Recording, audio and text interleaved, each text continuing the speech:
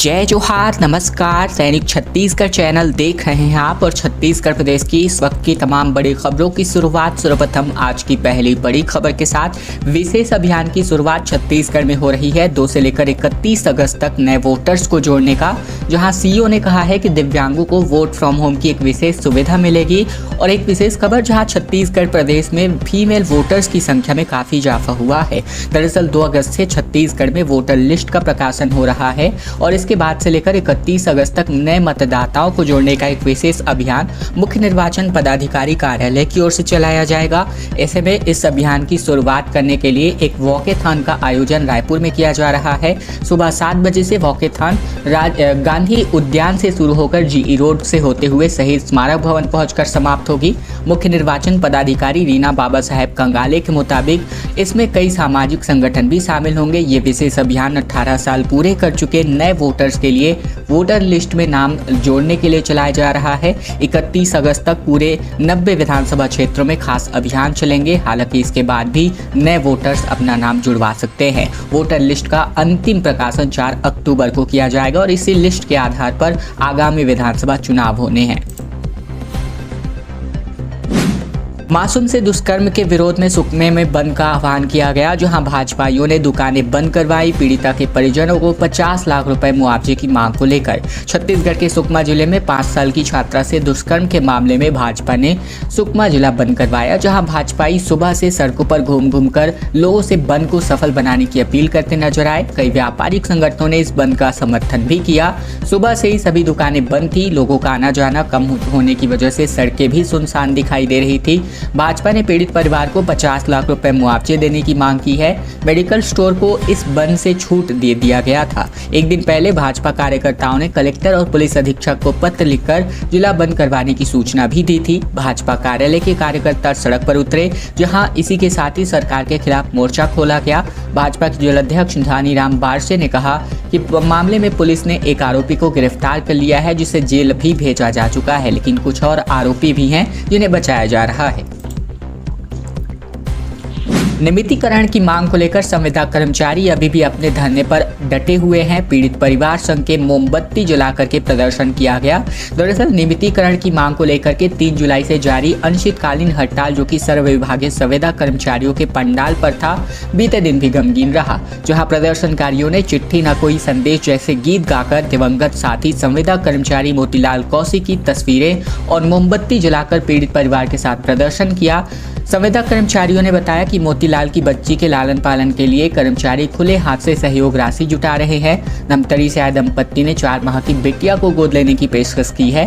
वहीं प्रांताध्यक्ष कौशलेश तिवारी ने कहा कि ये कैसी नौकरी है जिसमें हम परिवार को सामाजिक सुरक्षा तक प्रदान नहीं कर पा रहे हैं। इसके अलावा बात करें तो यहाँ पर जो है अब इनका जो नियमितीकरण को लेकर मांग को लेकर के जो यहाँ पर इनका हड़ताल है वो अब और आक्रोशित रूप लेता नजर आ रहा है। चुनावी वर्ष में कर्ज माफी की आस में कृषि ऋण लेने के लिए छत्तीसगढ़ के किसानों में काफी ज्यादा इंटरेस्ट देखने को मिल रहा है। चुनावी वर्ष में छत्तीसगढ़ में कर्ज माफी की आस लगातार बढ़ती ही है और ऐसे में किसानों में होड़ मची हुई है। कांग्रेस ने पिछले साल चुनाव में किसानों से कर्ज माफी का वादा भी किया था, जिसे सत्ता में आने पर निभाया गया। अभी कर्नाटक में किसानों को प्रति एकड़ 3 लाख रुपए तक का कर्ज माफ किया जा रहा है। इसे देखते हुए किसानों को आशा है कि चुनाव में कांग्रेस जीती को अगर कांग्रेस जीतती है तो कर्ज माफ हो जाएगा। इसी आस में किसानों ने पिछले वर्ष की तुलना में तकरीबन 1000 करोड़ का अधिक कर्ज लिया है।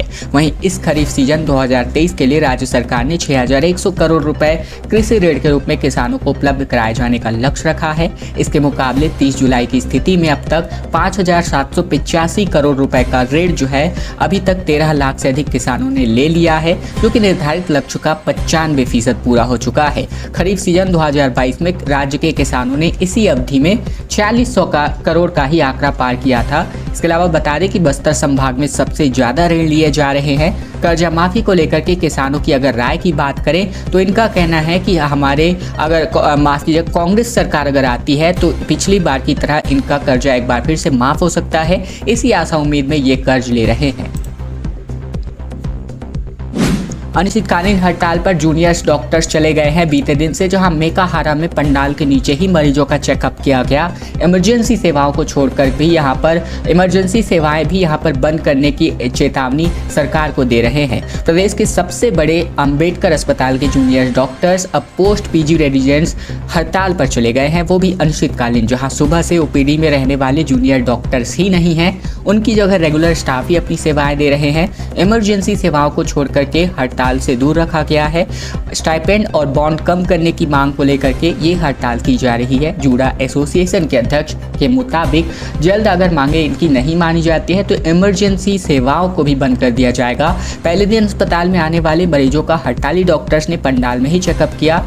इसके अलावा रायपुर के अलावा सरगुजा, कांकेर, जगदलपुर और रायगढ़, साथ ही राजनांदगांव के सरकारी मेडिकल कॉलेज के जूनियर डॉक्टर्स भी काम बंद कर हड़ताल पर चले गए हैं। इसके पहले भी एक हफ्ते तक अपनी विभिन्न मांगों को लेकर के जूनियर डॉक्टर्स ने अस्पताल में काली पट्टी लगाकर मरीजों का इलाज किया था। वहीं प्रदेश में सबसे बड़े कॉलेज के सरकारी अस्पतालों में स्वास्थ्य व्यवस्था जूनियर डॉक्टर्स के ही जिम्मे पर होती है और इनके हड़ताल पर चले जाने से सीधा असर मरीजों को दिक्कतों के रूप में पड़ रहा है। एक अच्छी खबर है, जहां केंद्रीय विद्यालय संगठन की ओर से जमीन के लिए केंद्र और राज्य सरकार को एक रिपोर्ट भेजी गई है, जहां छत्तीसगढ़ के 14 और जिलों में केंद्रीय विद्यालय खोले जाएंगे, जो अपने आप में एक अच्छी शिक्षा व्यवस्था में एक चार चांद लगाने वाली बात है। दरअसल छत्तीसगढ़ के 14 जिलों में केंद्रीय विद्यालय खोले जाएंगे।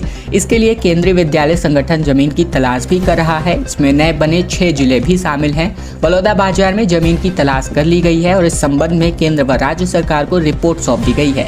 स्वीकृति मिलने के बाद ही नए शिक्षा सत्र से स्कूल का संचालन करने की तैयारी है।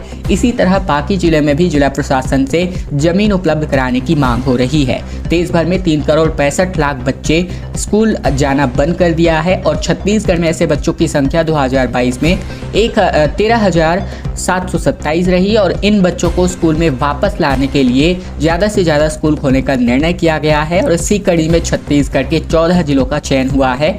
और बात करें तो 18 जिलों में 33 केंद्रीय विद्यालयों का संचालन फिलहाल छत्तीसगढ़ में हो रहा है। खाली पदों पर भर्ती को लेकर के एबीवीपी का प्रदर्शन जारी रहा, जहां 16 कार्यकर्ताओं को पुलिस ने गिरफ्तार किया। छत्तीसगढ़ की राजधानी रायपुर में अखिल भारतीय विद्यार्थी परिषद द्वारा विगत 6 वर्षों से लंबित कृषि विभाग में आरईओ, आरएचईओ, एग्रीकल्चर टीचर, इसके अलावा विभिन्न पदों की भर्ती की मांग को लेकर के कृषि मंत्री के घर के बाहर जमकर हंगामा हुआ। कार्यकर्ता अपनी मांगों को लेकर कृषि मंत्री से मिलकर ज्ञापन देना चाहते थे, लेकिन पुलिस ने उन्हें बीच में ही रोक दिया, जिसको लेकर एबीवीपी और पुलिस कर्मियों के बीच जमकर झूमाझटकी हो गई, जिस पर पुलिस ने तत्काल एक्शन लेते हुए 16 छात्रों को गिरफ्तार कर लिया है। नतीजतन एबीवीपी कार्यकर्ताओं को तहसीलदार के माध्यम से ज्ञापन देकर लौटना पड़ा। प्राप्त जानकारी के मुताबिक एबीवीपी की मांग थी कि 6 वर्ष पूर्व से लंबित भर्तियों को सरकार द्वारा लिया जाए। तिल्दा नेवरा में पंडित प्रदीप मिश्रा का दरबार सज चुका है। शिव महापुराण सुनने के लिए दूर दूर से भक्त यहाँ पहुँच रहे हैं। 1 अगस्त से 7 अगस्त तक तिल्दा नेवरा में स्थित बीएनबी हाई स्कूल ग्राउंड यानी दशहरा मैदान के नाम से प्रसिद्ध पंडित प्रदीप मिश्रा की शिव महापुराण का कथा का आयोजन इसी पंडाल में हो रहा है और प्रथम दिन बीत चुका है। प्रथम दिन की कथा दोपहर 2 बजे से शुरू हुई। इसके अलावा बता दें कि शाम 6 बजे अंतर्राष्ट्रीय कथावाचक पंडित प्रदीप मिश्रा रायपुर एयरपोर्ट में पहुंचे। इसके बाद नेवरा के आयोजक समिति के सदस्यों द्वारा एयरपोर्ट पर पुष्प गुच्छ देकर के पंडित प्रदीप मिश्रा का स्वागत किया गया। संविदा कर्मचारियों की बर्खास्तगी के सवाल पर मुख्यमंत्री भूपेश बघेल ने मीडिया को जवाब दिया, जहां आंदोलनकारी संविदा कर्मचारियों की बर्खास्तगी को लेकर के मुख्यमंत्री भूपेश बघेल ने मीडिया से चर्चा की और इस दौरान पत्रकारों ने इसको सवाल किया, जहां पर भूपेश बघेल ने कहा कि चाहे संविदा हो या फिर दैनिक वेतनभोगी, हमने सभी का वेतन 27% तक बढ़ा दिया है। मुख्यमंत्री ने कहा कि शासकीय सेवक 4 से 5% वेतन वृद्धि के लिए संघर्ष करते हैं, हमने तो एकमुश्त 27% का वेतन बढ़ा दिया है। बता दें कि नियमितीकरण की मांग को लेकर प्रदेश के संविदा कर्मचारी महीने भर से ज्यादा के वक्त से आंदोलन कर रहे हैं और ये अनिश्चितकालीन आंदोलन इस टाइम पे लगातार हुआ है। इसके पहले भी लगातार हो रहा था। टूट कर ये आंदोलन समय समय पर हो ही रहा है। सरकार ने पिछले सप्ताह एस्मा भी लगा दिया था और अब बर्खास्तगी की कार्यवाही भी की जा रही है, जिसमें 211 संविदा कर्मचारियों को जो है बर्खास्त भी किया जा चुका है। कांग्रेस में टिकट के दावेदारों को लेकर के प्रश्न पर सीएम बघेल ने कहा कि प्रजातंत्र में सबको मांगने का अधिकार है। विधानसभा चुनाव को लेकर खबर, जहां निर्वाचन को लेकर प्रशासन की तैयारी शुरू हो चुकी है। कांकेर में 32 नए मतदान केंद्र को आयोग ने मंजूरी दी है। कलेक्टर जिला निर्वाचन अधिकारी डॉक्टर प्रियंका शुक्ला ने बीते दिन प्रेस वार्ता बुलाई। उन्होंने बताया कि आयोग द्वारा जारी कार्यक्रम के अनुसार फोटो युक्त निर्वाचन नामावली द्वारा द्वितीय विशेष संक्षिप्त पुनरीक्षण किया जा रहा है और इसमें नए मतदाताओं को जोड़ने, त्रुटि सुधार को लेकर विभिन्न कार्यक्रम आयोजित किए जाएंगे। प्रियंका शुक्ला के मुताबिक नए मतदाताओं को जोड़ने एवं मतदान के प्रति लोगों को जागरूक करने विभिन्न कार्यक्रम तैयार किए जा रहे हैं। इसी कड़ी में नक्सल प्रभावित इस बार कांकेर जिले में 32 नए मतदान केंद्रों की जानकारी प्रशासन ने दी है। इनके मुताबिक 32 नए मतदान केंद्र को लेकर आयोग ने मंजूरी दे दी है। इस तरह अब जिले में मतदान केंद्रों की संख्या 727 हो चुकी है। ज्यादा दूरी के मतदाताओं की सहूलियत के लिए इस बार मतदान केंद्रों को बनाया गया है। एक अजीबोगरीब खबर है, जहां ग्रामीणों को पता ही नहीं है और उनके गांव में अन्य व्यक्ति के द्वारा 11 एकड़ का पट्टा बनवा लिया गया, जिसको लेकर ग्रामीणों में आक्रोश का माहौल दिखाई दिया। जिला मुख्यालय कोंडागांव से खबर है, जहां ग्राम पंचायत कुल्हाड़ गांव में अन्य गांव के एक व्यक्ति द्वारा 11 एकड़ जमीन का राजस्व पट्टा बनवा लिया गया, जिसकी जानकारी पंचायत तक को नहीं थी। जब इसकी जानकारी ग्रामीणों को वह पंचायत को लगी तो उन्होंने इस पट्टे का विरोध करते हुए ग्राम सभा में प्रस्ताव पारित कर पट्टा निरस्त करने तहसीलदार को आवेदन किया। बावजूद इसके इस पर अब तक कोई भी कार्यवाही नहीं हो पाने के चलते ग्रामीण बड़ी संख्या में कलेक्टर जनदर्शन में पहुंचे। ग्रामीणों के मुताबिक गाँव के बड़े बुजुर्गों को भी पता नहीं है ये पट्टा कब बना और पंचायत से कब NOC दी गई, बावजूद इसके राजस्व पट्टा बना दिया गया। बीजेपी वाले गौशाला के नाम पर कमीशन खोरी करते रहे, मुख्यमंत्री भूपेश बघेल ने बयान जारी किया। मीडिया से बातचीत में बिलासपुर में मुख्यमंत्री भूपेश बघेल ने गोबर घोटालों के आरोप पर विपक्ष पर निशाना साधते हुए कहा कि उनको तो हर अच्छे काम में सिर्फ घोटाला ही नजर आता है।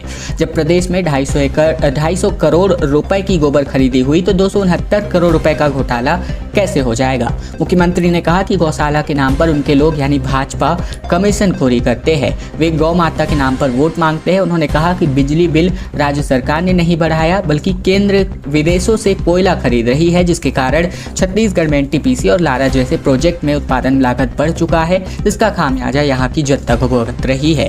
सरकंडा के बेहतरा स्टेडियम में मुख्यमंत्री युवाओं से चर्चा करने पहुंचे थे, जिसके बाद उन्होंने पत्रकारों से चर्चा की और इस दौरान युवाओं से उनकी खास बातचीत हुई, जहां इसको लेकर भी सवाल किया गया, जिसे लेकर उन्होंने कहा कि युवाओं में बहुत उत्साह देखने को मिला, बहुत सारे उनके मन में सवाल थे और सभी ने खुल करके बातचीत की, बहुत अच्छा लगा। लेकिन अच्छा तब होता जब किसी भी इंडिविजुअल व्यक्ति को यहाँ पर माइक थमा दिया जाता, ये अच्छा होता। छत्तीसगढ़ के SC वर्ग को 16% का आरक्षण मिला। लाल सिंह आर्य ने कहा कि कांग्रेस ने रिजर्वेशन घटाया। रायपुर में बीजेपी SC मोर्चा की बैठक संपन्न हुई। दरअसल रायपुर में भारतीय जनता पार्टी अनुसूचित जाति मोर्चा के राष्ट्रीय पदाधिकारियों की बड़ी बैठक हुई, जहां छत्तीसगढ़ समेत देश के अनुसूचित जाति वर्ग के मामलों पर भाजपा ने चुनावी रणनीति तैयार की। देश के अलग अलग राज्यों से SC मोर्चा के भाजपा नेता रायपुर पहुंचे। मंगलवार को इसको लेकर के भाजपा अनुसूचित जाति मोर्चा की राष्ट्रीय अध्यक्ष लाल सिंह आर्य ने कहा कि इस बैठक में हम रचनात्मक, संगठनात्मक और आंदोलनात्मक रणनीति तैयार कर रहे हैं। देश में कांग्रेस अनुसूचित वर्ग को शोषित कर रही है। इसके अलावा आर्य ने कहा कि छत्तीसगढ़ में पदोन्नति में आरक्षण को लेकर के रोस्टर का पालन नहीं हो रहा है। कांग्रेस साजिश के तहत SC समाज में भ्रांति पैदा कर रही है कि राज्यपाल महोदय आरक्षण जो SC वर्ग को बढ़ाया जाना था उस पर हस्ताक्षर नहीं कर रहे हैं। फिलहाल ये सभी बातें लाल सिंह आर्य ने मीडिया कॉन्फ्रेंस के माध्यम से कही। CGPSC को लेकर मुख्यमंत्री भूपेश बघेल ने एक बड़ी घोषणा की है। कहा परीक्षाओं में अगर कट ऑफ अब जारी होंगे, तैयारी करने वाले छात्रों के लिए भी हॉस्टल खोले जाएंगे। मुख्यमंत्री भूपेश बघेल बीते दिन बिलासपुर में युवाओं से भेंट मुलाकात करने पहुंचे, जहां उन्होंने CGPSC को लेकर के बड़ी घोषणाएं की। उन्होंने बताया कि परीक्षाओं के कट ऑफ जारी किए जाएंगे। अभ्यर्थियों की मांग के आधार पर आयोग द्वारा निर्णय लिया गया है। कट ऑफ सूची लिखित परीक्षाओं के साथ जारी की जाएगी। इसी के साथ ही CM ने PSC की तैयारी कर रहे छात्रों के लिए हॉस्टल खोलने की घोषणा की। इसके अलावा भी उन्होंने संभाग के 8 जिलों से आए युवाओं को संबोधित किया। इसके पहले जब CM बघेल मंच पर पहुंचे तो पूरा इंडोर स्टेडियम कका अभी जिंदा है के नारों से गूंज उठा। मुख्यमंत्री बघेल ने कहा कि जब प्रदेश में भेंट मुलाकात शुरू किया तभी से मेरे मन में युवाओं के बीच जाने की योजना थी, इसीलिए रायपुर के बाद अब बिलासपुर में युवाओं के बीच आया हूँ।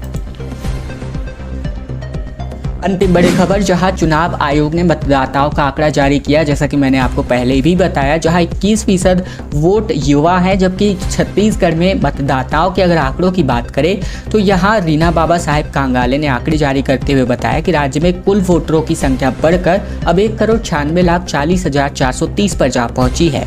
वहीं यहाँ पर हैरानी करने वाली बात यह है कि अंतिम प्रकाशन 5 जनवरी को हालांकि किया जाएगा प्रथम चरण के, लेकिन तब 1,94,54,009 वोटर थे, जिनमें से 97 लाख के करीब तृतीय लिंग, माफ कीजिएगा, 97 लाख के करीब पुरुष, 97 लाख के आसपास ही महिलाएं और 811 तृतीय लिंग के थे। और 2 अगस्त की स्थिति में यह संख्या बढ़कर 1,96,00,000 टोटल जनसंख्या पहुंची, जहां पुरुष वोटरों की संख्या 98 लाख को पार कर गई। वहीं महिला वोटरों की संख्या और पुरुषों के आंकड़ों को क्रॉस करती हुई 98,32,000 पर जा पहुंची।